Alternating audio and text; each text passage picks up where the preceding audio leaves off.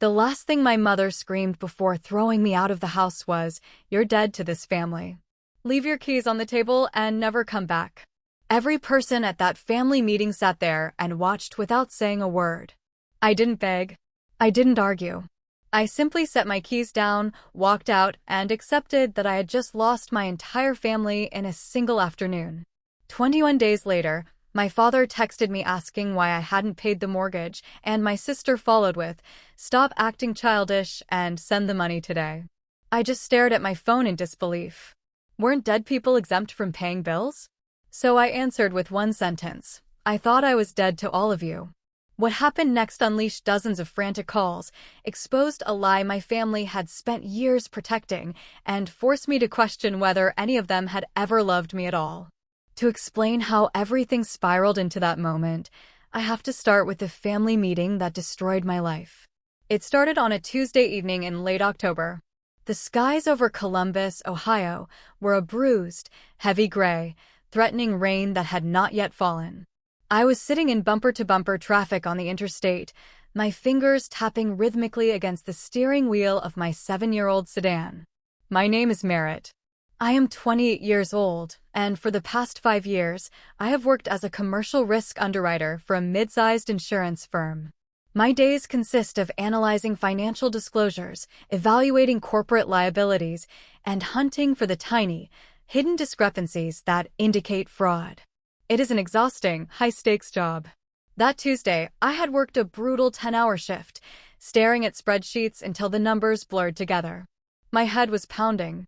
All I wanted was to go back to my apartment, take a hot shower, and sleep for 12 hours straight.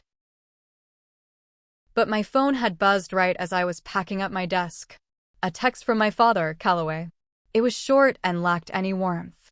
"We're having a family meeting at the house tonight. 7 sharp. Do not be late." In my family, a summons from my parents was not an invitation you could politely decline. It was a royal decree. Growing up, I was the invisible child. The quiet one. The fixer. I was the daughter who was expected to absorb the family's problems, handle the logistics, and never, ever make a fuss. I pulled into the driveway of my parents' 2-story suburban home a few minutes before 7. The lawn was perfectly manicured, the porch lights glowing a warm, inviting yellow. It looked like the picture-perfect American family home. Only I knew the reality. I knew that the foundation of that house was being held up by my paycheck. I unlocked the front door and stepped inside. The air in the house was thick, smelling strongly of expensive lavender essential oils and roasted chicken. I dropped my work bag by the console table and walked into the living room. The tension hit me like a physical wall. My father was sitting in his worn leather recliner, his shoulders slumped, staring intently at a spot on the hardwood floor. He had always been a passive man, terrified of conflict, preferring to let my mother steer the ship even when she was driving it straight into a reef. My mother, Una, was standing by the large glass coffee table. She was wearing a crisp blouse, her hair perfectly styled, and she was clutching a thick manila folder to her chest like a shield. Her jaw was set. Her eyes were hard. And then there was Vesper. My younger sister, Vesper, was 25 years old and the undeniable golden child of the family. She was sprawled across the plush sectional sofa, her legs draped over the armrest, lazily scrolling through her phone. She wore a silk designer tracksuit that I knew cost more than my monthly car payment. Vesper called herself a wellness influencer and a life coach. In reality, she spent her days peddling shady, overpriced multi-level marketing courses on Instagram, preaching about toxic positivity and financial independence while living entirely rent-free under the roof I was helping to pay for. "I am here," I said, keeping my voice neutral as I stood near the doorway. "What is going on? Did something happen?" My mother cleared her throat, her grip tightening on the manila folder. "Sit down, Merritt. We need to talk about the mortgage. And your contribution." I did not sit down. I crossed my arms over my chest, feeling a cold knot form in my stomach. "My contribution? Mom, I pay half the mortgage every single month. $1,250. I have never missed a payment in 3 years. What is there to talk about?" "Yes, well, Circumstances are shifting, she said, her tone clipped and dismissive. Vesper is entering a very crucial stage of her business development right now. Her wellness startup needs more capital for advertising, and she needs to focus entirely on building her brand. We cannot expect her to stress over mundane household expenses. Vesper did not even look up from her phone. She just popped a piece of chewing gum and kept scrolling. So, I asked, my voice rising slightly despite my best efforts to keep it steady. What does her brand have to do with my contribution? My father finally lifted his head. He offered a weak, pathetic smile that made my blood boil. We need you to take over the full amount, sweetie. Just until Vesper gets her business off the ground and we catch our breath. We are a family. Families support each other. I stared at him. The sheer audacity of the request paralyzed me for a moment. I looked at my mother, standing tall and righteous. I looked at Vesper, who was now smirking at whatever was on her screen. They wanted me to pay 100% of the mortgage. $2,500 a month. They wanted me to drain my savings, live on ramen, and sacrifice my own future so my sister could play entrepreneur on the internet. No, I said flatly. The room went dead silent. The only sound was the ticking of the grandfather clock in the hallway. Vesper finally put her phone down, her eyes narrowing. My mother's eyes widened in genuine, unadulterated shock. They were not used to me setting a boundary. They were used to me folding. Excuse me, my mother snapped, her voice dropping an octave. I said no. I am not paying the full mortgage. I am already stretching my budget to the breaking point to cover half. If Vesper wants to live here like a queen, she can get a real job and pay her own share. Vesper scoffed loudly, throwing her hands in the air. A real job? Just because I don't rot in a gray cubicle all day looking at boring numbers like you doesn't mean I am not working. My brand is expanding. I am building passive income streams. Your brand is a pyramid scheme, Vesper, I fired back, my patience entirely evaporating. You are selling fake crystals and PDF files to vulnerable women. That was the spark. The room exploded. My mother slammed the manila folder onto the glass table with a loud, violent crack. She marched toward me, her face flushed red, pointing a trembling, manicured finger directly at my chest. How dare you speak to your sister that way? She screamed, spit flying from her lips. After everything we have done for you. We raised you. We put a roof over your head. Your sister is trying to build a beautiful future, and you stand there acting like a jealous, bitter accountant. You are the most selfish, ungrateful daughter I have ever known. We ask for a tiny bit of extra help, and you act like we are bleeding you dry. I kept my voice low, but my heart was hammering against my ribs like a trapped bird. I am paying half the mortgage. I bought the groceries this week because Dad said his card declined. I paid the utility bill last month. How is that selfish? I am the only one keeping the lights on in this house. It is never enough with you, she yelled, her voice echoing off the walls. She reached into her pocket, pulled out the spare house key I used to let myself in, and threw it forcefully onto the glass table. It hit a ceramic vase with a sharp, ringing clink. All you care about is money. If you cannot support this family unconditionally, then you do not belong in it. You are dead to us. Leave your keys and get out of my house. I looked at my father. He looked away, staring back at the floorboards. I looked at Vesper. She had a triumphant, nasty little smile playing on her lips. I did not argue. I did not cry. I did not try to defend my worth to people who only valued my wallet. I realized, with a sudden and terrifying clarity, that they did not see me as a human being. They saw me as a checking account. And right now, the ATM was permanently closed. I reached into my purse, pulled out my own keyring, detached the heavy brass house key, and walked over to the table. I set it softly next to the spare. Fine, I said. I turned around, grabbed my work bag, and walked out the front door. The cool night air hit my face, and for the first time in 10 years, I felt a strange, intoxicating lightness in my chest. I walked down the driveway, got into my car, started the engine, and drove away into the dark. I did not look in the rearview mirror. I did not know that leaving was only the beginning of a massive war. Driving away from that house felt like waking up from a decade-long fever dream. The streetlights overhead flickered past in a blur of orange and yellow, casting long, shifting shadows across the dashboard of my car. The rain finally began to fall, hitting the windshield in heavy, rhythmic drops. As the initial adrenaline of the confrontation began to fade from my bloodstream, a dull, heavy ache settled deep in my chest. It was not regret. It was not guilt. It was sheer exhaustion. A deep, bone-weary exhaustion that came from years of carrying a massive weight that was never mine to bear in the first place. To truly understand how I got to this point, how a daughter can just drop her keys and walk away from her own family without shedding a single tear, you have to walk through the museum of pain that was my childhood. In this museum, the exhibits were not made of stone or canvas. They were made of memories. Painful, sharp memories that highlighted the glaring, inescapable disparity between how my parents treated their golden child and how they treated their scapegoat. Exhibit A in the museum was my college graduation.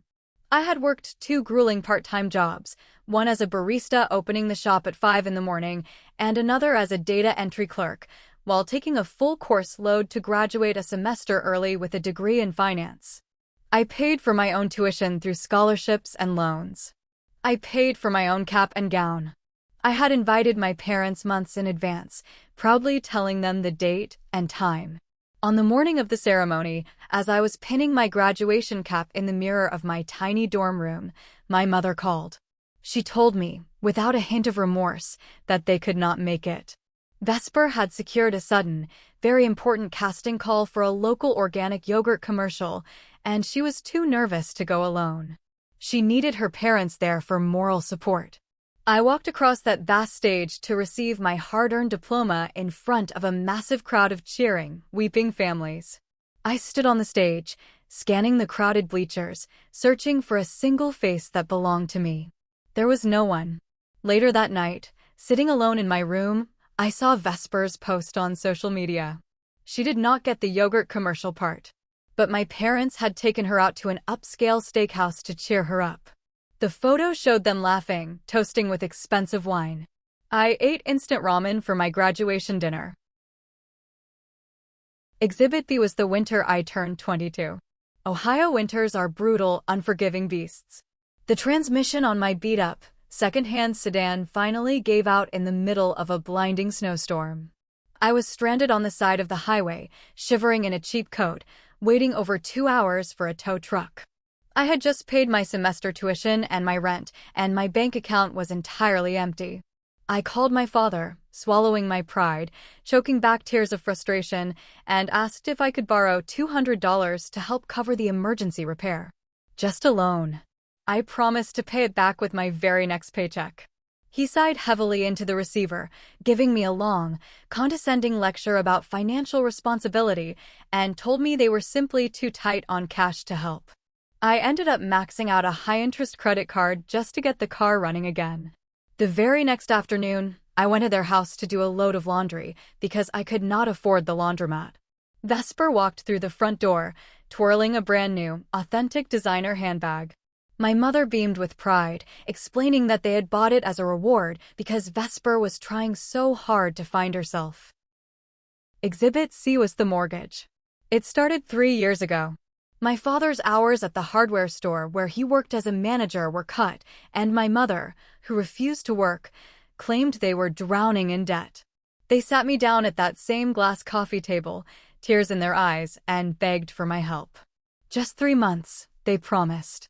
Just a temporary bridge until they got back on their feet. I agreed without a second thought. I set up an automatic transfer from my bank to theirs for $1,250 every single month. 3 months turned into 6. 6 months turned into a year. Whenever I gently brought it up, asking when they might be able to take over the payments again, my mother would cry, my father would talk about the sacred, unbreakable bond of family, and Vesper would roll her eyes and call me a greedy, ungrateful brat. Eventually, I stopped asking. I just kept paying. I sacrificed my 20s for them. I skipped vacations with my friends. I wore cheap, thrifted clothes to my corporate job. I worked 70-hour weeks analyzing complex risk portfolios, destroying my eyesight just so they would not have to worry. I convinced myself that my endless sacrifice was a down payment on their love. I truly thought that if I just proved how incredibly useful I was, how reliable and steadfast I was, they would finally look at me the way they looked at Vesper. But as I drove down the empty, rain-slicked highway, the truth finally crystallized in my mind. My sacrifice did not buy their love. It only bought Vesper an abundance of free time. It bought my mother the peace of mind to spoil her favorite child without consequence. It bought my father the luxury of avoiding his own responsibilities. I pulled into the parking lot of a cheap, neon-lit motel on the edge of town. I turned off the engine, gripped the steering wheel, and let the silence of the car wash over me. I was a commercial risk underwriter. My entire career was built on evaluating danger, identifying toxic assets, and cutting financial losses before they completely bankrupted the firm. Sitting in the dark, watching the rain wash down the glass, I realized my family was the most toxic asset I had ever acquired. And tonight, I had finally cut my losses. I paid for a room, walked inside, and locked the door. I thought the worst was over. I thought the pain of being discarded was the final, painful exhibit in my museum. I thought I could just walk away and start over. But I was wrong. I was only looking at the surface of the betrayal. I had no idea how deep the rot actually went. The next morning, I woke up in the motel room, drank a cup of terrible instant coffee, and started looking for a place to live. Within 48 hours, I secured a short-term lease on a tiny studio apartment on the industrial side of town. It was not much to look at.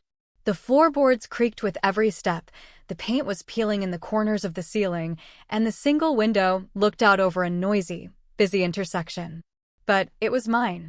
There were no designer bags discarded on the kitchen counter, no passive-aggressive sticky notes left on the fridge, and no one demanding a piece of my paycheck. Moving in took exactly 2 hours because I had so little to bring. I had never accumulated much. I unpacked my few boxes of clothes, set up my laptop on a small folding table, sat on the edge of the cheap mattress I had bought online, and just listened. The silence of the apartment was heavy, almost ringing in my ears. I kept waiting for the other shoe to drop. I kept checking my phone out of sheer habit, expecting a barrage of angry texts from my mother, a guilt-tripping voicemail from my father, or a mocking meme from Vesper. But there was nothing. Total, absolute radio silence. 3 days passed. Then a week. I fell into a new routine. I went to work, reviewed commercial loan applications, drank bad office coffee, and went back to my quiet studio.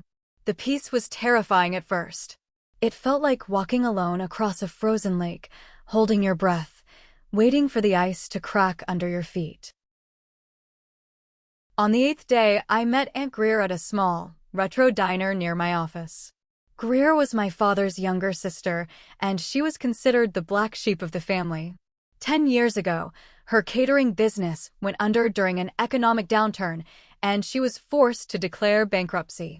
My parents immediately distanced themselves from her, treating her like a contagious disease. They called her a failure and an embarrassment. But Greer did not break. She rebuilt her life from scratch, paid off her debts, and started a new, successful bakery without asking them for a single dime. She was sharp, observant, and the only person in the world who knew exactly what kind of people my parents truly were. I sat in the red vinyl booth, stirring my black coffee, and told her everything. I told her about the demand for the full mortgage, Vesper's delusions, the screaming match in the living room, and the moment my mother threw the keys on the glass table. Greer listened quietly, her sharp, intelligent eyes studying my face. She did not offer empty, meaningless platitudes. She did not tell me that family is everything, or that blood is thicker than water. When I finished speaking, she reached across the sticky Formica table and squeezed my hand firmly. "You are not crazy, Merritt," she said, her voice steady and resolute. "And you are not selfish. Those people are emotional vampires. They have been draining you dry for years, relying on your guilt to fund their delusions. The minute you set a boundary, the minute you stopped bleeding for them, they threw you away. Hearing someone else validate my reality felt like taking my first full breath of oxygen after drowning for years. I felt a hot prickle of tears in my eyes, but I blinked them away quickly. I just do not understand how they can sleep at night, I whispered, staring down at my cup. How can they just erase me like that? They sleep just fine because they have convinced themselves they are the victims, Greer replied, taking a slow sip of her tea. In their twisted reality, you're the villain who abandoned them. The real question is, what are you going to do now? I looked up at her. I am done. I left the keys. I am out of that house. Are you sure? She pressed, tilting her head. Because leaving the physical house is one thing. Cutting the financial strings is another entirely. She was right. I pulled my phone out of my purse, opened my secure banking application, and navigated to the scheduled transfers page. There it was. The monthly automated clearinghouse transfer of $1,250, routing directly to the joint account my parents used for the mortgage. The next payment was scheduled to process and send in exactly 4 days. My thumb hovered over the glowing screen.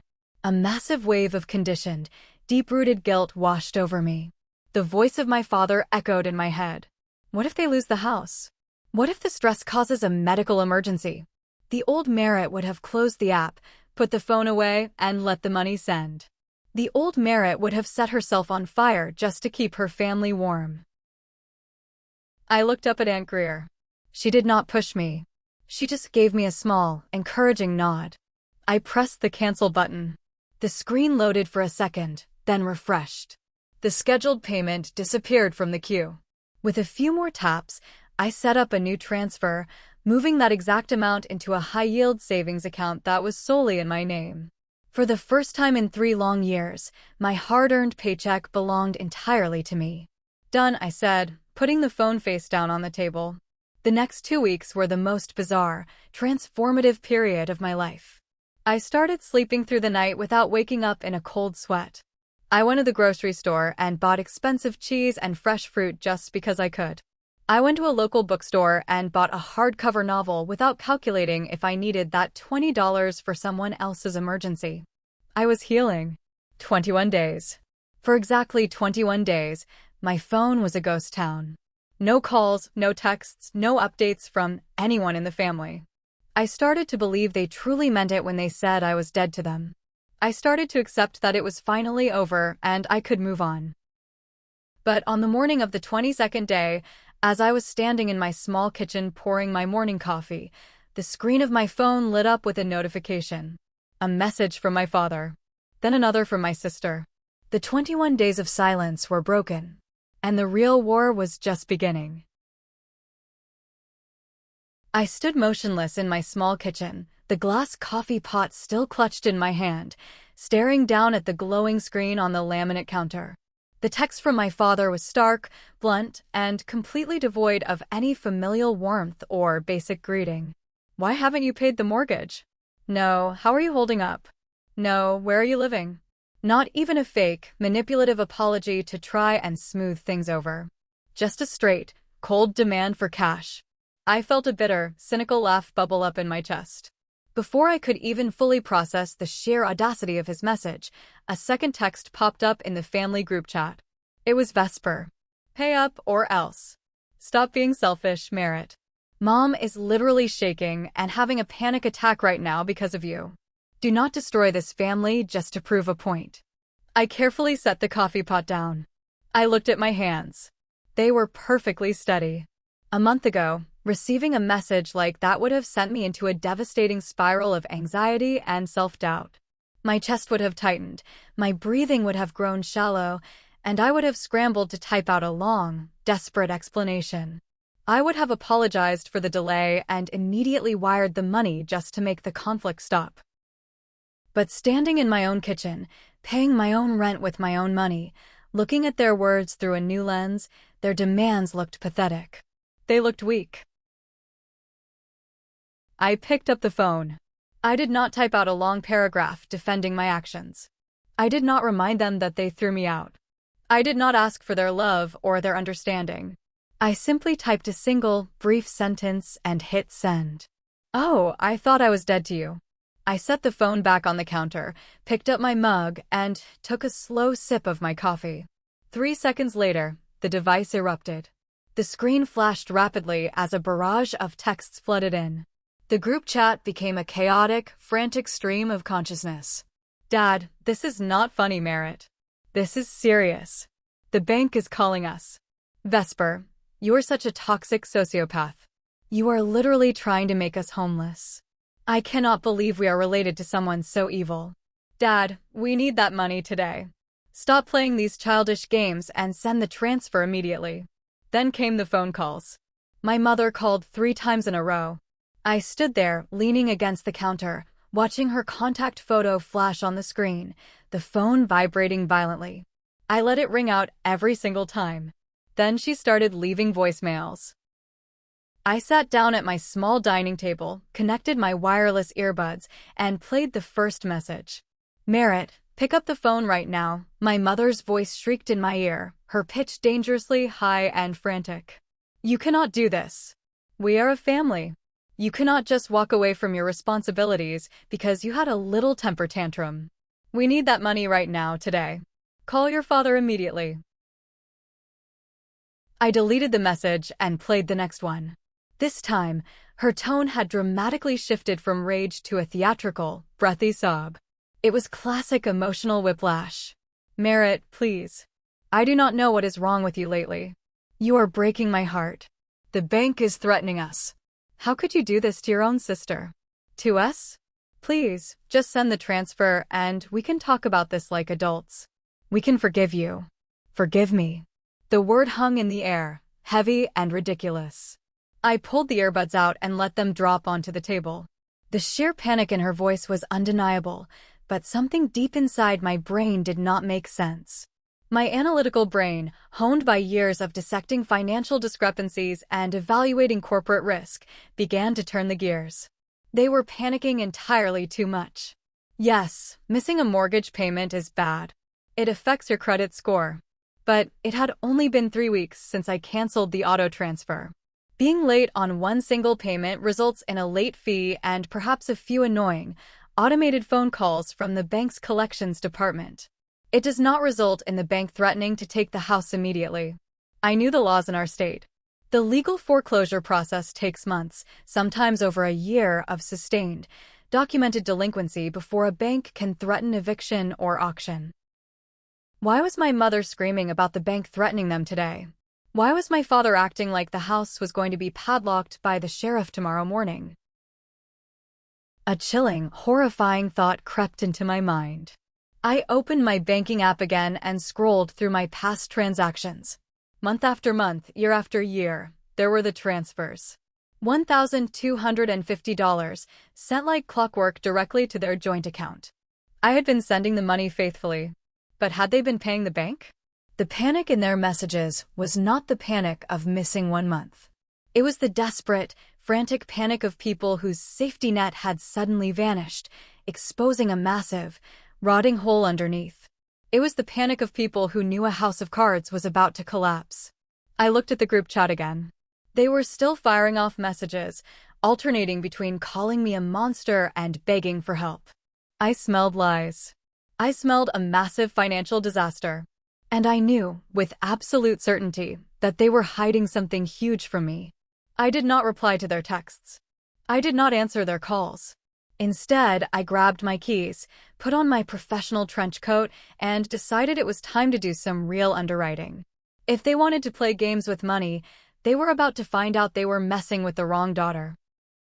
I drove through the morning traffic, my mind calculating every possible scenario. I pulled into the parking lot of the local branch of my parents' bank at precisely 9 in the morning. The lobby was quiet, smelling strongly of commercial floor wax and stale coffee.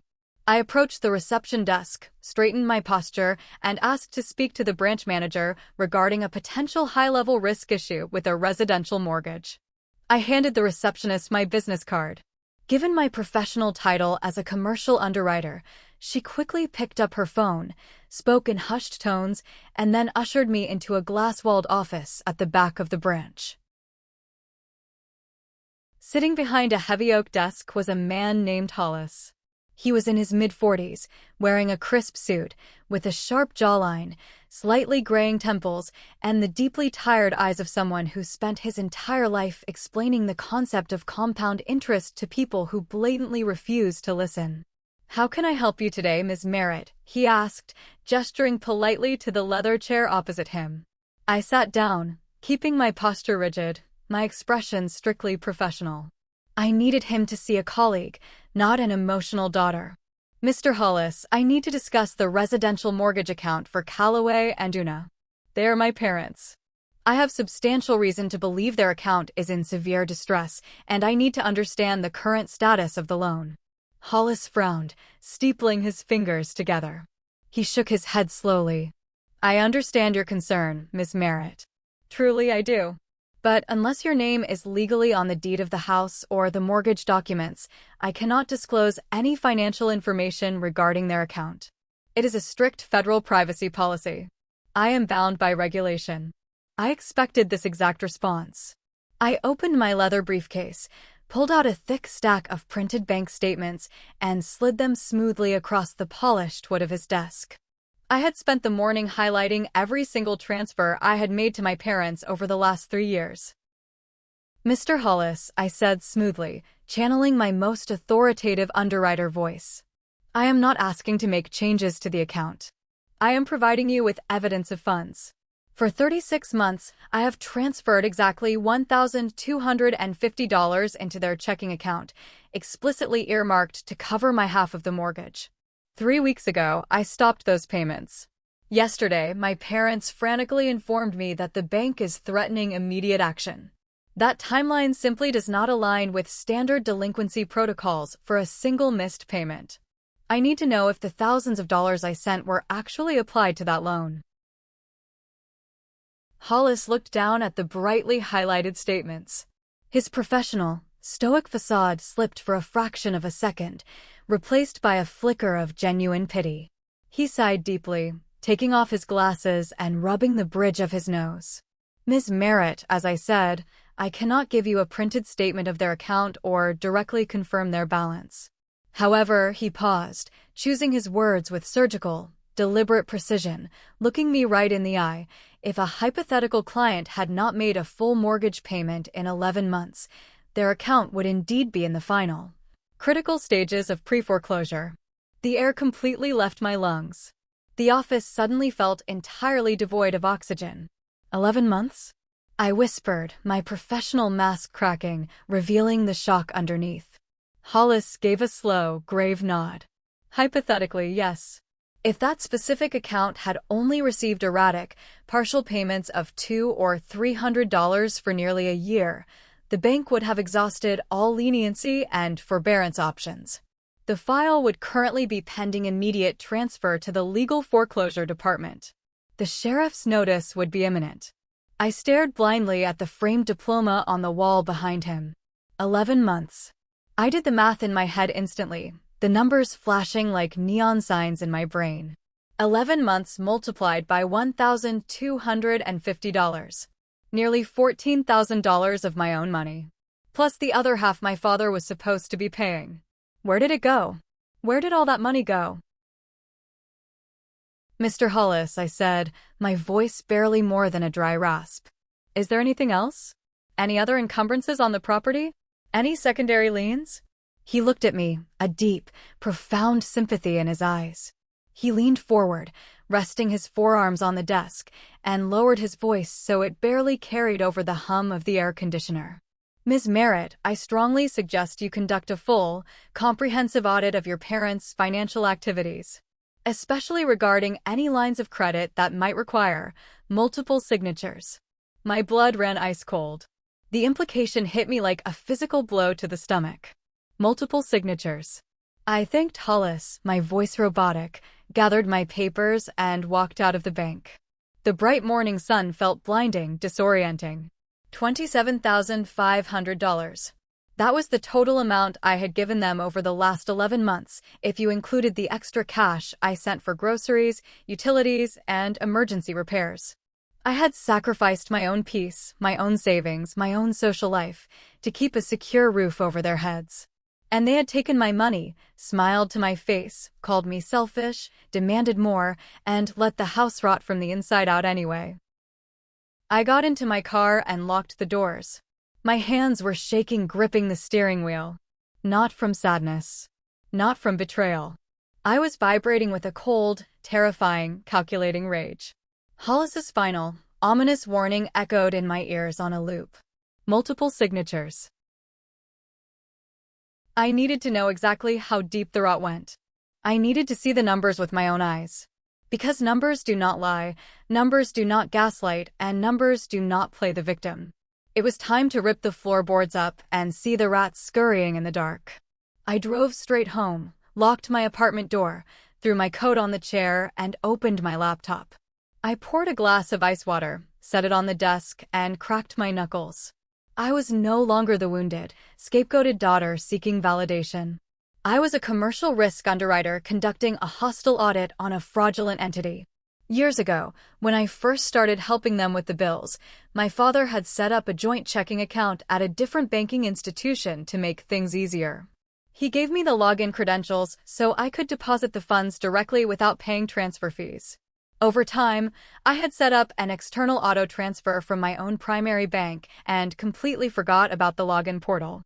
Clearly, they had forgotten about it too, because they never bothered to change the password or remove my access. I typed in the old username and password. The loading will spun for a second. Access granted. The dashboard loaded, displaying the checking account and several linked accounts. I clicked on the transaction history and filtered the results for the last 12 months. The screen populated with a long, damning, endless list of red numbers. I traced the money. It was shockingly easy to follow. Every single month, my transfer of $1,250 would land safely in the account. And almost immediately, within 48 hours, the funds were drained. But they were not going to the mortgage servicer. They were not going to the utility companies. They were going to an external account labeled Vesper Wellness, LLC. I stared at the screen, my jaw clenched so tight my teeth genuinely ached. My parents had taken the money I bled for, the money I sent specifically to save their home, and funneled it directly into Vesper's fake, scam artist business.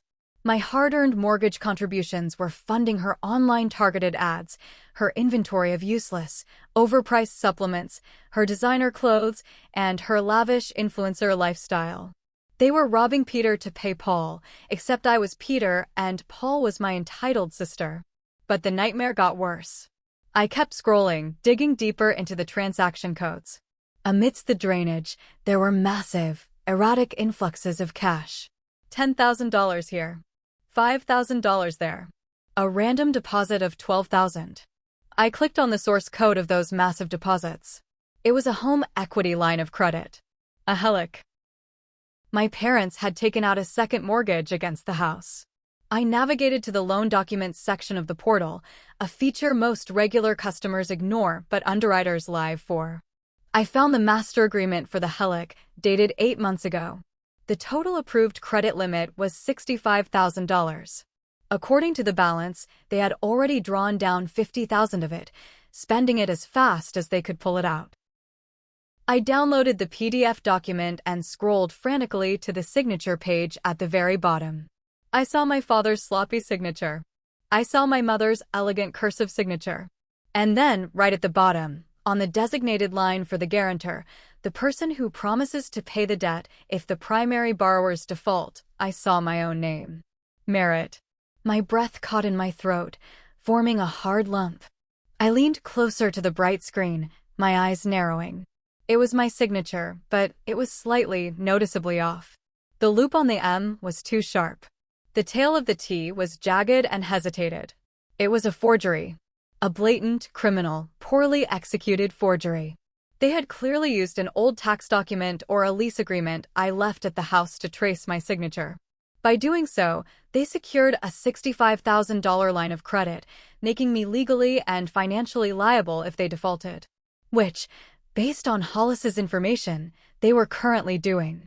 They didn't just steal from me emotionally. They committed financial fraud. They weaponized my identity to fund Vesper's delusions of grandeur, while simultaneously kicking me out of the house and calling me ungrateful. I sat back in my chair, the heavy silence of my apartment wrapping around me. I didn't cry. I didn't scream. I felt a strange, cold sense of calm wash over me. It was the calm of a surgeon identifying a malignant tumor. The diagnosis was crystal clear. Now it was time to cut the cancer out. I created a secure, encrypted folder on my laptop's desktop. I downloaded every single bank statement. I downloaded every canceled check. I downloaded every transfer receipt showing money moving from my account to theirs to Vespers LLC. I downloaded the forged loan document. I backed up the entire folder to 3 separate encrypted cloud drives and saved a physical copy to a flash drive that I slipped into my pocket. Then I picked up my phone and called Aunt Greer. She answered on the second ring. "Hello." "Greer," I said, my voice eerily steady, devoid of any emotion. "Do you still have the contact information for that aggressive bankruptcy and fraud lawyer you used 10 years ago?" There was a pause on the line. I could hear the subtle shift in her breathing. She knew my tone. She knew I had found something nuclear. "I do," she replied quietly. "Do you need me to come over right now?" "No. Just send me the number." "And Greer?" "Yes, honey." They forged my signature on a $65,000 credit line to fund Vesper's business. They haven't paid the primary mortgage in 11 months. The house is going into foreclosure. A long, vicious string of creative curses erupted from Greer over the speaker. "I am going to drive over there and kill them," she hissed. "You don't have to," I said, staring at the flash drive sitting on my desk. "I am going to let them destroy themselves. But I need to set the stage first." I hung up the phone. I looked at my screen. The group chat was still active. My mother had just sent another frantic text. "Mom, Merritt, if you do not send the money by tonight, you are dead to this family forever. You will carry the heavy guilt of making your own parents homeless for the rest of your miserable life." I smiled. A real, genuine, terrifying smile. They thought they held all the cards. They thought kicking me out was the ultimate punishment, the ultimate leverage. They didn't realize they had just pushed a ticking time bomb out of their front door, and I was holding the detonator. If you are enjoying this story and want to see how Merritt handles this ultimate betrayal, please hit the like button, subscribe to the channel, and leave a comment with the name of the city you live in. Every comment helps the video reach more people. Thank you so much. While I was quietly building a fortress of undeniable evidence, my family decided to launch a full-scale public relations war. If they could not force me to surrender with private guilt, they were going to try public humiliation. They wanted to paint me into a corner so tight that I would have to buy my way out. It started on a Thursday evening, 2 days after my meeting at the bank. I was sitting on my couch, eating a bowl of pasta, when my phone buzzed with a notification from Facebook. Then another. Then 5 more in rapid succession. I opened the app and saw that I had been tagged in a post by my cousin Anson. Anson was the ultimate flying monkey. He was a guy who spent most of his time posting fake motivational quotes and trying to act like the moral compass of our extended family. He was easily manipulated by a few cheap compliments, which meant Vesper played him like a fiddle. His post was a long, rambling paragraph about family loyalty. He did not use my name, but he did not have to. He wrote about how disgusted he was by people who turn their backs on their own flesh and blood over petty financial disagreements. He talked about honoring your parents, respecting the sacrifices they made, and how money changes people for the worse. Underneath his post, the comments were a cesspool of toxic family members. My mother had commented with a single, dramatic praying hands emoji. Vesper replied to Anson, saying, "Thank you, Anson. It has been a really dark time for us. We are just praying for healing and trying to keep a roof over our heads." I scrolled through the thread, watching my aunts, uncles, and distant relatives chime in, calling me out, calling me a disappointment, a toxic presence, a selfish brat. They were eating up the narrative. They loved the drama. But the real attack came an hour later on TikTok. Vesper posted a video to her 50,000 followers. The lighting was moody and soft. She was wearing an oversized sweater, looking incredibly vulnerable. She had mastered the art of squeezing out exactly one perfect tear. "Hey guys," she started, her voice shaking just enough to sound authentic. "I usually try to keep my platform positive and focused on wellness, but I need to be real with you today. My family is going through something incredibly traumatic. Someone very close to us, someone we trusted and supported for years, has turned their back on my parents in their hour of need. My mom is devastated. She is crying every single day. I am trying to hold it together and support them, but the betrayal hurts so much. Please, send us positive energy. Hold your loved ones close. You never know when someone's true. Ugly colors are going to show." The video went viral within her little community. Hundreds of comments flooded in, validating her, praising her strength, and bashing the unnamed villain, me. I watched the video 3 times. I did not feel hurt. I felt a deep, profound sense of disgust. She was using the impending foreclosure, a crisis she caused by draining the funds, as content to farm sympathy and engagement. Just as I was about to close the app, my phone chimed with a text message from an unknown number. It was an audio file, followed by a short message. "Check this out. You are not the crazy one. I am so sorry. Declan." Declan was Vesper's boyfriend. Or, I should say, her latest victim. He was a decent guy who made a good living as a software developer, but Vesper treated him like a personal credit card. I had always assumed he was part of the problem, enabling her behavior. I was wrong. I tapped the audio file. The recording was a bit muffled, like a phone had been left recording on a kitchen counter, but the voices were crystal clear. It was my mother and Vesper. "She is not answering," my mother's voice hissed, sounding frantic. "What if she actually stops paying? The bank sent another warning notice today. We are out of time, Vesper." "Relax, Mom," Vesper replied, her tone dripping with lazy arrogance. "Merritt is a spineless coward. She always folds. Just give it a few days of the silent treatment, then tell her you are having heart palpitations. She will wire the money. We need her to cover this month so I can run that new advertising campaign for the wellness retreat." "But the second mortgage," my mother whispered anxiously. "If she finds out we signed her name." "She won't find out," Vesper snapped. "She is too stupid to check. She just blindly deposits the cash. We let stupid Merritt carry the debt. My business takes off, and everyone wins. Stop panicking and just stick to the script. Make her feel like garbage, and she will pay to make it stop."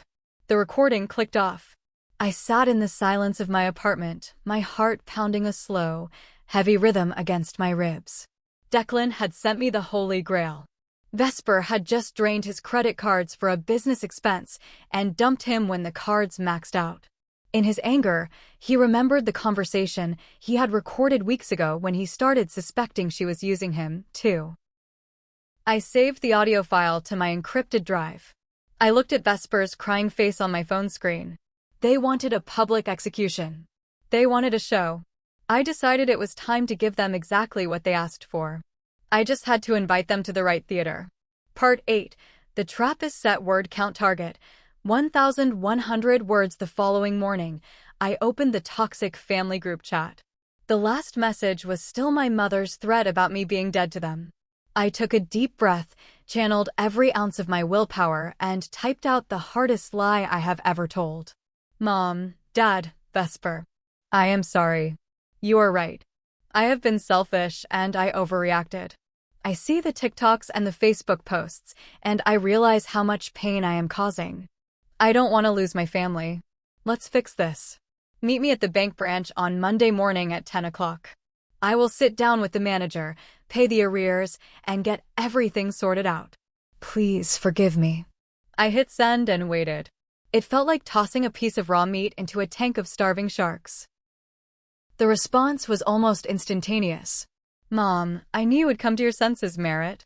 The Lord works in mysterious ways. We will see you on Monday. We love you." I literally gagged. "We love you."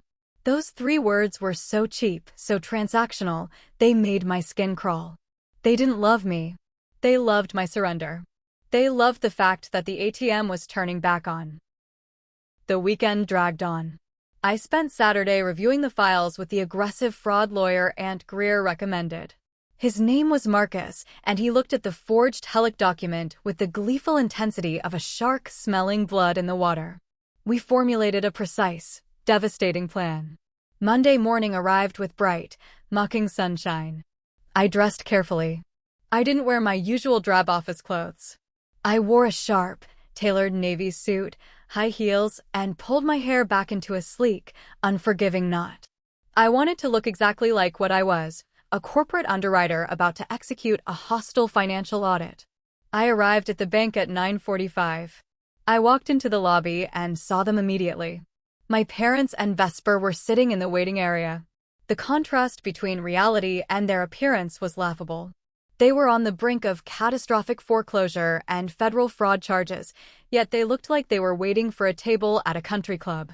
My father was wearing a pressed polo shirt, looking relaxed for the first time in weeks. My mother was wearing her favorite silk scarf.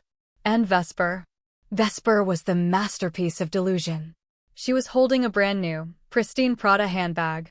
A bag that easily cost $3,000. A bag bought with the money they stole using my forged signature. When they saw me, my mother stood up and opened her arms for a hug, a triumphant, sickeningly sweet smile on her face. Merritt, darling, I am so glad you let go of all that anger. I stopped 2 feet away from her, dodging the embrace. Let's just get this over with, Mom. Vesper scoffed, adjusting the Prada bag on her shoulder. Always so dramatic.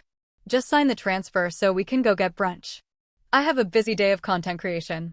Right, I said, my voice smooth and devoid of any inflection. Brunch. Mr. Hollis, the branch manager, walked out of his office. He looked at me, then at my family. He looked deeply uncomfortable, but I had called him on Friday to explain exactly what was going to happen. He knew his role. Mr. and Mrs. Calloway, Hollis said, his tone formal and stiff. Ms. Merritt, please step into the main conference room. We walked into the large, glass-walled conference room. My family took seats on one side of the long mahogany table, looking smug and victorious. I sat on the opposite side, alone. I placed my leather briefcase on the table and snapped the locks open. The sharp clicks echoed in the quiet room. My mother slid a piece of paper across the polished wood toward me. It was the bank's latest overdue notice. Here is the total for the missed payments, my mother said, using her gentle, condescending voice. I know it looks like a lot, but if you just clear this, we can go back to being a happy family. I looked down at the paper. It demanded $14,000 to halt the pre-foreclosure process. I didn't touch it. I just looked at her, then at Vesper, who was busy checking her reflection in her phone screen. You know, I said slowly, letting the silence stretch until it became uncomfortable. I did a lot of thinking this weekend. About family. About loyalty. And about the truth. Merritt, please, let's not do the lecture thing, my father sighed. Oh, this isn't a lecture, Dad, I said, offering a cold, terrifying smile. This is a reckoning. And I thought I would bring some visual aids. I reached into my briefcase. The trap was sprung. The doors were locked. It was time to drop the bomb. I pulled a thick, heavy stack of documents from my briefcase and dropped it onto the center of the mahogany table. The sound was a loud, satisfying thud that made Vesper jump slightly in her seat. What is that? My mother asked, her confident smile faltering just a fraction. That, I said, leaning back in my chair, is the truth. It is a comprehensive financial audit of your checking account, your spending habits, and the secondary mortgage on the house. Let's go through it together, shall we? I looked at Mr. Hollis. He stood at the head of the table, his face pale, hands clasped tightly behind his back. Mr. Hollis, I said clearly, could you please inform my parents of the current status of their primary mortgage? Hollis cleared his throat. Mr. and Mrs. Calloway, your primary mortgage account is currently 11 months in arrears. We have initiated the formal pre-foreclosure process. If the balance is not paid in full by the end of this week, the property will be seized and sent to public auction. My father's face drained of all color. He looked at my mother in sheer panic. 11 months? Una, you said we were only 2 months behind. You said Merritt's money was covering the rest. Merritt's money was covering the rest, I interjected sharply, sliding a printed spreadsheet across the table to my father. Every single month, I deposited $1,250 into the joint account. And every single month, within 48 hours, Mom transferred that exact amount into Vesper's business account. Vesper's head snapped up, her eyes wide. You hacked my accounts? That is illegal. No, Vesper, I said, my voice dropping to a dangerous whisper. I logged into an account that has my name on it. An account you used to funnel $27,000 of my hard-earned money to buy fake followers, run useless ads, and buy that ridiculous Prada bag on your shoulder. My mother slammed her hand on the table. You stop this right now, Merritt. We are your parents. We needed that money to survive. Vesper's business is an investment for this family. Survive. I laughed, a harsh, grating sound that echoed off the glass walls. You call spa days, designer clothes, and organic food delivery survival? I ate ramen for 3 years so you could play rich. You lied to me. You stole from me. You kicked me out of the house for refusing to give you more. You are a vicious, ungrateful child, my mother shrieked, standing up, her face twisted in rage. I will call the police. I will have you arrested for financial espionage. Please call them, I said calmly. In fact, I think Mr. Hollis has already made a phone call of his own. I slid the final document across the table. It was the signature page of the $65,000 home equity line of credit. I highlighted my forged signature in bright yellow marker. What is this? My father whispered, his hands shaking violently as he picked up the paper. That is a felony, I said flatly. That is a legally binding financial document where you, Mom, and Vesper forged my signature to secure a $65,000 loan. You made me the legal guarantor of a debt I knew nothing about. You committed identity theft and wire fraud. The silence in the room was deafening. The air felt thick, suffocating. Vesper was staring at the paper, her mouth opening and closing like a fish out of water. My mother fell back into her chair, the fight completely draining out of her. Mr. Hollis, I prompted again. Hollis adjusted his tie, looking grim. Upon being presented with evidence of a forged signature on a federal banking document, the bank is legally obligated to act. The fraud department has frozen all of your accounts, including the LLC. Furthermore, the file has been formally submitted to the Financial Crimes Division of the local police department and the FBI. The loan is in default, and the fraud invalidates any forbearance. No, my mother gasped, tears finally spilling down her cheeks. Real tears this time. Tears of terror. No, please. Merritt, tell them it was a misunderstanding. Tell them you authorized it. We will pay it back, I swear. With what money, Mom? I asked, leaning forward, resting my elbows on the table. You are broke. You are bankrupt. You drained the house of all its equity, and you spent it on garbage. Merritt, please, my father begged, his voice cracking, tears streaming down his weathered face. You cannot do this to us. We will go to jail. We will lose the house. I didn't do this to you, I said, my voice devoid of any pity. You did this to yourselves. You decided I was just a bank account with a heartbeat. You decided my future was worthless compared to Vesper's comfort. You told me I was dead to you. Well, you got your wish. I am dead to you. And dead people don't bail you out. Vesper suddenly stood up, her face red, pointing a shaking finger at me. You are a monster. I will ruin you. I will go online and tell everyone what a psychopath you are. My followers will destroy your life. I smiled. The trap was fully closed. Go ahead, Vesper. Go online. In fact, let's go online right now. I stood up, gathered my original documents, and placed them back into my briefcase. I looked at the three of them, sitting in the ruins of their own making.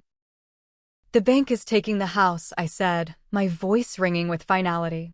The police will be in touch about the fraud. I suggest you find a very good, very cheap lawyer. I turned around and walked out of the conference room. I did not look back as my mother started sobbing hysterically, or as my father buried his face in his hands. I walked out through the bank lobby, out the front doors, and into the bright morning sunshine. The nuke had been dropped. The blast radius was total. But I still had one more thing to do. I had to make sure the fallout was public. That evening, I sat in my quiet studio apartment, watching the clock tick toward 8. I knew Vesper's schedule better than she knew it herself. Every Monday at 8, she hosted a live stream on Instagram to talk about manifestation, setting boundaries, and toxic family dynamics. I knew she would not miss tonight. Her ego would not allow it. She needed to control the narrative. At exactly 8, the notification popped up. Vesper is live. I logged into a secondary account I had created just for this occasion and joined the stream. There were about 400 people watching. Vesper looked entirely different from the girl in the bank. She had reapplied her makeup, set up her ring light, and was sitting in her bedroom inside the house that was currently being foreclosed on. "Hi, beautiful souls," Vesper said, her voice dripping with fake serenity. "Tonight, I want to talk about cutting out toxic energy. As many of you know from my last video, my family is going through a massive crisis right now. A family member, my sister, has decided to try and ruin our lives out of pure jealousy. She is trying to steal our home and destroy my business." The comments flooded with support. People sending heart emojis, telling her to stay strong, calling me a narcissist. I opened my notes app on my laptop. I had prepared 3 specific links. The first was a link to a public, redacted folder containing the bank statements showing her LLC draining my mortgage money. The second was a link to a redacted copy of the forged HELIC document with the fraud stamp on it. The third was a link to the audio file Declan had sent me. I copied the first link and pasted it into the live chat. "Here is the proof of where the mortgage money went. She stole it to fund this fake lifestyle." The comment scrolled up. A few people clicked it. I saw the viewer count drop, then spike as people came back. "What is that link?" someone commented. "Is that a bank statement?" Vesper saw the chat. Her serene smile faltered. Her eyes started to the screen. "Guys, please don't click any links. My toxic sister is probably trying to spam us with viruses." I pasted the second link. "Here is the proof that Vesper and her parents committed identity theft and forged my signature for a $65,000 loan. The FBI has the file." The chat exploded. "Wait, fraud? What? She forged a signature? OMG, the document is real. I just looked at it." Vesper's face went chalk white. She reached for the phone, trying to block my account, trying to delete the comments, but they were moving too fast. People were copying and pasting my links over and over again. I dropped the final bomb. The audio file. And here is Vesper on tape admitting to using me for money and laughing about letting me carry the debt. Suddenly, a new user joined the chat. It was Declan. "Declan, the audio is real. I recorded it. She drained my credit cards too. She is a con artist. Do not buy her courses." The live stream descended into absolute chaos. Her followers, the people she had manipulated and lied to, turned on her instantly. They demanded refunds. They called her a thief, a scammer, a fraud.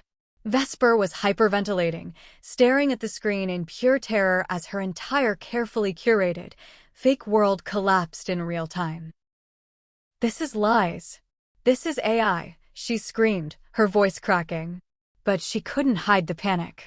She hit the end button, and the screen went black. The silence in my apartment returned. The digital execution was complete. 5 minutes later, my phone rang. It was Aunt Greer. "Did you watch the live stream?" I asked, leaning back in my chair. "Watch it?" "Honey, I was in the comments," Greer laughed, a rich, satisfying sound. "But that is not why I am calling. I have a little plot twist of my own to add to the fire." "What do you mean?" I asked. "I saw Anson's ridiculous post on Facebook defending your parents. So, I decided to leave a little comment of my own.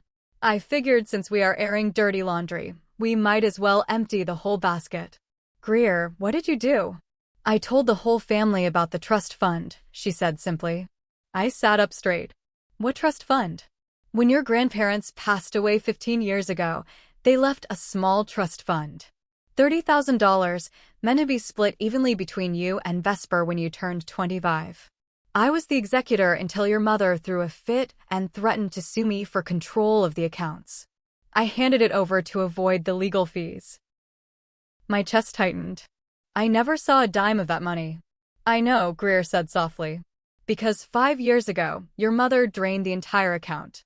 She used your half of the inheritance to pay for Vesper's failed modeling portfolio and that ridiculous wellness certification she bought online. She stole your inheritance, Merritt. And I just posted the bank transfer receipts on Facebook for the entire extended family to see. I closed my eyes. The depths of their betrayal were bottomless. They didn't just steal my present, they stole my past. But as the anger flared, it quickly burned out, replaced by an overwhelming sense of vindication. By midnight, the flying monkeys had vanished. The family members who had condemned me were deleting their comments, sending me private messages apologizing, and publicly blasting my mother. The smear campaign had backfired with catastrophic precision. My parents had lost their reputation. Vesper had lost her business and her followers. And in exactly 30 days, they were going to lose the house. But the universe has a funny way of balancing the scales. Because the house was going to public auction, and I had a very aggressive investment strategy. 30 days later, the eviction notice was formally served. The bank had seized the property, fast-tracking the foreclosure due to the massive fraud investigation currently hanging over my parents' heads. Because the property was in severe default and tied to a criminal inquiry, the bank wanted to liquidate it quickly to recover their losses. They listed it at a public foreclosure auction for a fraction of its market value. My parents were given exactly 1 week to pack their belongings and vacate the premises. I did not speak to them during that time. I heard through Aunt Greer that they were in absolute ruins. The extended family had completely abandoned them after the trust fund revelation. They had no money, no credit, and impending legal fees. They were forced to rent a tiny, run-down apartment on the outskirts of the city, using the last bits of cash they could scrape together from selling Vesper's designer clothes to consignment shops. On the day of their move, a cold, crisp Tuesday morning, I took the day off from work. I dressed in a sharp, tailored coat, got into my car, and drove back to the neighborhood I had left exactly 2 months ago. I parked down the street, watching from a distance. A rusty, rented moving truck was parked in the driveway. My father was dragging heavy cardboard boxes out the front door, his shoulders stooped, looking 10 years older. My mother was standing on the lawn, crying quietly into a tissue. Vesper was nowhere to be seen, likely hiding inside, too embarrassed to show her face to the neighbors watching from their windows. It was a pathetic, miserable scene. A year ago, it would have broken my heart. Today, it just felt like watching the natural consequences of gravity. As I watched them struggle with a mattress, a sleek, black luxury sedan pulled into the driveway, blocking the moving truck. A man in a sharp gray suit stepped out. He was a high-end real estate agent I had hired a week ago. My mother walked over to him, wiping her eyes, looking confused and defensive. "Excuse me, who are you?" "We are trying to move. The bank said we had until noon." The agent offered a polite, completely detached smile. "Good morning, Mrs. Calloway. I am not with the bank. I represent the new owner of this property. My client purchased the home in cash at the public auction yesterday. I am just here to do a final walkthrough and secure the perimeter once you hand over the keys." My father dropped the box he was holding. "Bought it? Someone already bought the house." "Yes, sir," the agent replied smoothly. "An investment firm called Vengeance LLC." My mother's face crumpled in fresh tears. "Please," she begged, her voice trembling. "We have nowhere else to go. The apartment we rented is awful. Is there any way your client would consider renting the house back to us? We can find the money. We can sign a lease today." The agent adjusted his clipboard. "I am sorry, ma'am. My client was very specific. The property is to be vacated entirely. They plan to gut the interior and flip it." "Just call them," my mother pleaded, grabbing the agent's sleeve. "Just ask them. Tell them it is a family in crisis." The agent gently pulled his arm away. "I do not need to call them, ma'am. My client is right there." He turned and pointed down the street, directly at my car. My parents slowly turned their heads. I stepped out of my car, the cold wind blowing my coat around my legs. I did not rush. I walked down the pavement with slow, measured steps, my heels clicking loudly against the concrete. As I got closer, the confusion on my mother's face morphed into shock, and then into pure, unadulterated horror. My father's jaw literally dropped. "Merritt," my father breathed, stepping backward. I stopped at the edge of the driveway, looking at the house that had been a prison of obligations for my entire adult life. "Hello, Calloway." "Una," I said, addressing them by their first names. It felt incredibly liberating. You bought the house?" my mother stammered, her hands shaking. "How? With what money?" "With the money I saved by not paying your bills," I replied coldly. "With the bonuses I earned from the job you constantly belittled. I bought it for pennies on the dollar because you destroyed its value." Vesper finally emerged from the front door, carrying a small box. She stopped dead in her tracks when she saw me. She looked terrible. Her hair was messy, her skin pale, the arrogant influencer persona completely shattered. "Merritt," Vesper whispered. "Hello, Vesper," I said. I looked back at my mother. "I heard you asking the agent if you could rent the house from the new owner." My mother's eyes lit up with a sudden, desperate, sickening hope. The manipulator in her brain fired up one last time. She took a step toward me, clasping her hands together. "Merritt, oh my God. This is a sign. You saved the family home. We can stay. We can pay you rent. We can fix this. We can be a family again." I stared at her, feeling absolutely nothing but cold, hard ice in my veins. "Rent it to you?" I asked, tilting my head. "Yes. Please, Merritt. We are your family." I let a slow, terrifying smile spread across my face. "Mom, you seem to be forgetting something very important," I said, my voice echoing loudly in the quiet suburban street. "You stood in that living room, threw my keys on the table, and told me I was dead to you." Her face froze. I was just angry. I didn't mean it. "But I did," I replied, stepping closer, lowering my voice so only they could hear the finality in it. "I am dead to you. And dead people do not sign leases. Dead people do not carry your debts.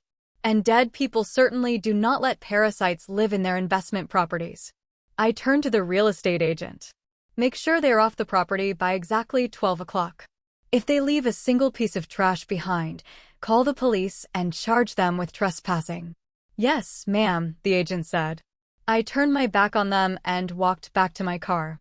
As I opened the door, I heard my mother collapse onto the lawn, sobbing hysterically. I heard my father yelling in frustration. I heard the sound of a family finally collapsing under the weight of their own toxic lies. I got into the car, put it in drive, and drove away. And, just like that first night, I did not look in the rearview mirror. It has been exactly 1 year since the morning I drove away from that house for the final time. A lot can happen in 365 days when you are no longer carrying the crushing weight of a toxic family on your shoulders. The energy I used to spend managing their crises, dodging their guilt trips, and financing their delusions was finally funneled back into my own life. I flipped the house. The renovations took 6 months. I tore out the living room where my mother screamed at me, ripped up the glass coffee table where she threw the keys, and erased every single memory of that toxic environment. I sold the newly renovated property to a lovely young couple expecting their first child. The profit I made from that sale was enough to pay off the rest of my student loans and put a massive down payment on a beautiful townhouse in a quiet, upscale neighborhood. I was promoted at work to senior commercial risk director. I travel now, not just for work, but for pleasure. I went to Italy with Aunt Greer last summer. We drank expensive wine, ate incredible food, and laughed until our ribs ached. As for my family, the fallout of their actions caught up to them with brutal, unforgiving speed. The fraud investigation concluded a few months ago. Because the loan amount was $65,000, it crossed the threshold into a serious felony. My parents avoided actual prison time only because they were first-time offenders and they pled guilty immediately to avoid a public trial. Instead, they were hit with massive fines, 5 years of strict probation, and a permanent criminal record that destroyed my father's ability to ever work in management again. They currently live in a rundown, 20-year-old RV parked in a trailer park 2 towns over. My father works the night shift as a security guard at a warehouse. My mother cleans houses for cash under the table. Vesper's life took the hardest hit. Once the internet labeled her a scammer, her influencer career vaporized overnight. Without my parents' house to live in and without my money to steal, she was forced to face the real world. She tried to move in with a few friends, but her toxic personality burned those bridges within weeks. The last I heard from Aunt Greer, Vesper was working as a waitress at a chain diner off the interstate, living in a cramped apartment with 3 roommates she hates. They have tried to contact me. Of course they have. The desperate always return to the well when they are thirsty. On Thanksgiving, I received a long, handwritten letter in the mail from my mother. It was filled with apologies, Bible verses, and subtle, manipulative hints about how cold the RV gets at night. I didn't even read the whole thing. I shredded it and used it as packing material for a gift I was sending to Greer. On my birthday, I had 12 missed calls from an unknown number that I knew belonged to my father. I blocked the number. People love to talk about family as if it is a sacred, unbreakable bond. Society conditions us to believe that blood demands blind loyalty. We are told that saying no to our parents, setting boundaries with our siblings, or walking away from toxic expectations is somehow cold, cruel, and unforgivable. But here is what I have learned through the fire and the ashes of the last year. Family is not determined by biology. Family is not the people you happen to share DNA with.